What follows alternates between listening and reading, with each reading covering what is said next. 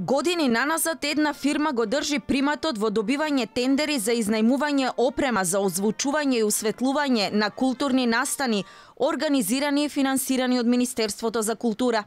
Сите клучни настани изминатите години се организираат од фирмата со име DVD5. Откако постои фирмата, склучила 40 договори вредни 88,6 милиони денари. Редовни корисници на нејзините услуги и опрема се Македонска опера и балет, Филхармонија, Охридско лето, МКЦ, па дури Универзална сала Скопје, но и други. Минатата година вредноста на тендерите што ги добила DVD5 е над 13 милиони денари, а ова може да се види на страницата за јавни набавки. Најмногу во очи паѓа договорот што го склучила Универзална со DVD5, потпишан лани во септември, особено ако се знае дека салата не работи од 2015 година. Имено станува збор за договор во износ од 3,2 милиони денари. Како е тоа возможно?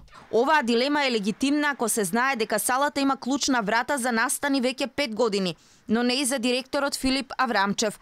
Тој во телефонски разговор ни објасни дека DVD5 ги ангажирале за настаните кои ги организирала Универзална, како Бели ноки, Скопје Лајт Артист и други. Не значи дека ако салата официјално не се користи, нема ниту настани. Сепак долгогодишното присуство на DVD5 како тендерски победник со право ја наметнува дилемата: нелојална конкуренција или пак примат во озвучувањето и осветлувањето. Дали се крие нешто во тендерските постапки? Ако се анализираат податоците на Бирото за јавни набавки, оваа фирма добива тендери од државните институции кои во описот на огласот ја имаат наведено ставката: електрични машини, апарати, опрема и потрошен материјал осветлување.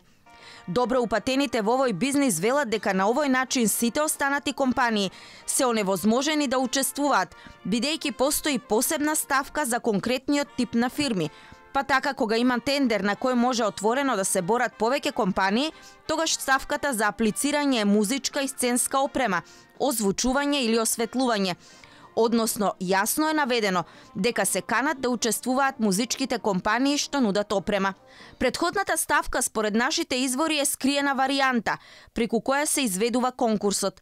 Законски ова не е нелегално, но секако заслужува објаснување како од државата, така и од DVD5. Министерството за култура треба да објасни со аргументи на основа на што една иста компанија ги добива сите тендери и на основа на какви потреби од државата се двојат толку пари за истата.